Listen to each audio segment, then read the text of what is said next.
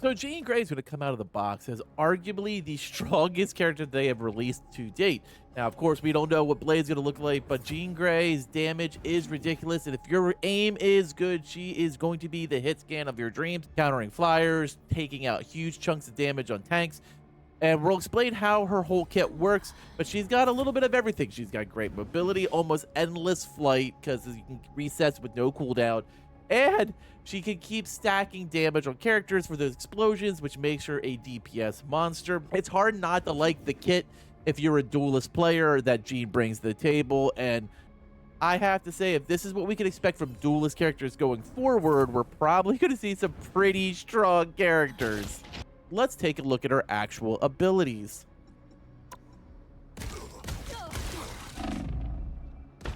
So first, you have her left click, which is called Cosmic Flames. Launch a fiery projectile, applying 1 spark to enemy hits. Critical hits apply 2 sparks, and at 3 sparks, Phoenix triggers a fire explosion that applies 1 spark to the enemy around and healing over time to self. Spark triggers from explosions that will not stack within a brief period. So as you can see here, she basically shoots these little projectiles. Once you get to 3 feathers, it explodes and you start your healing. Her ultimate is called End Song Inferno. Sword in the skies with Phoenix crash down on the selected area, dealing devastating damage to enemies while creating a shockwave that destroys enemy summons, shields, and any bonus health. Enemies are applied with 1 spark. Her left shift is called Telepathic Illusion. Leave behind an illusion and instantly teleport to the desired direction. Following the detonation, the illusion, enemies are hit with 1 spark. Now here's what I was talking about a little bit earlier. Dark Ascent, merge with Phoenix, entering a state of free flight. Gain a movement speed boost while continuously replenishing ammunition. This move is kind of ridiculous because not only do you reload your ammo, you have flight. It has no cooldown, so once it resets, which is relatively quickly, you're basically able to fly again. Her right click is called Telekinesis Burn. Mark a target area with psionic energy, followed by a series of fiery explosions. The fiery blast stuns enemies, while the subsequent 2 explosions inflict slow. Apply 1 spark to the enemy. And her passive with Wolverine is called Mind's Grace. Jean Grey imbues Wolverine with awe-inspiring Phoenix Force. With this power, Wolverine Feral Leap transforms into Phoenix Warrior. While active, he is enveloped in Phoenix Flames that continually scorch him and nearby enemies, dealing percentage damage. In this state, Wolverine ability gains a lifesteal while inflicting damage. So Wolverine gains this lifesteal, and he has super flames on his claws. It's kind of cool. Now there's a new thing called Suggested Combo, which kind of shows like things to do. This has been just added to it, which is basically fly high, use flight to get to higher locations. Pretty cool. Now, a lot of people have asked what her proficiency looks like, and so let's take a look at the rewards. First of all, hero time is like normal, dealing damage, landing final hits, and triggering 80 spark explosions will get you out of agent. Her rewards are this. This is her first spray. These are her KO prompts. And then finally a Centurion. This is the Phoenix Quad. Her normal icon and her Lord icon. I know a lot of people have been asking about that. And now let's take a look at her inside of the shooting range so you can kind of see how these things work.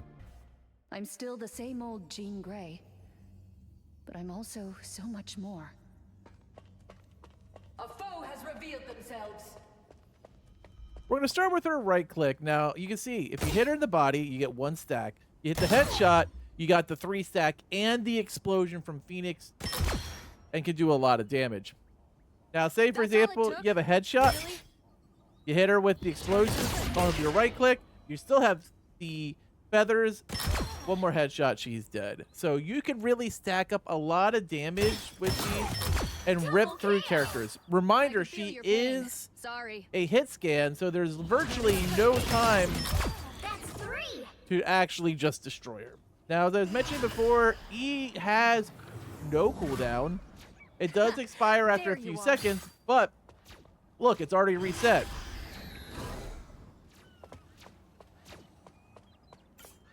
You just have to stop for a second, reset.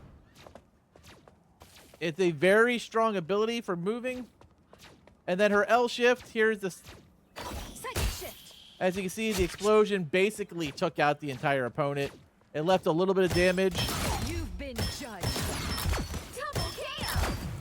Now, remember, like I said, if you have ammo down, as I was flying, you saw it went from 3 bullets to 12. And she can then start attacking again. Really? Her damage is very good. And here is the ultimate. Be careful, because if you hit something, it will block the ult. So you got to be careful where you hit your ult. Now, you can kind of skirt under things. So you can fly under and then land. But if you hit something, it will explode there and absolutely waste your ult. As you can see, there was feathers on this guy because he still got hit by it.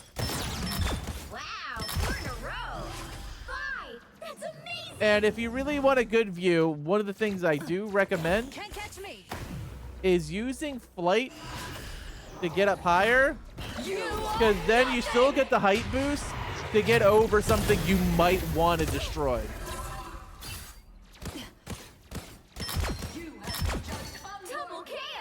And that is primarily how her kit works. Obviously, she is the anchor for the Wolverine team up, but she doesn't really get a lot of it. But as you can see, her damage is solid, and if you have decent aim, you're going to do good damage with her. I have a feeling with aim assist on console, she's going to be virtually unstoppable and will probably be banned in everything. So it's official.